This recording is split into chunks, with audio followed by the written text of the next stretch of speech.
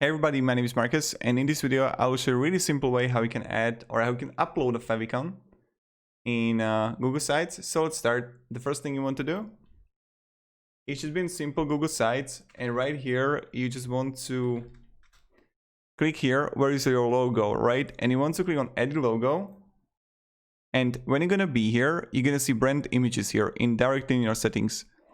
And what you want to do is like add here favicon. You want to like upload it or like even select that you got from your recent gallery. This is such a good photo, by the way.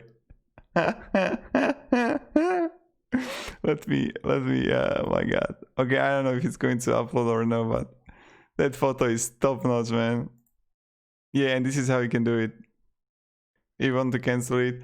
It's about like dog playing with his family. It's crazy. So yeah, if you have any questions, guys, ask me down in the comments. I'll be really happy to help you. And have a great day and goodbye.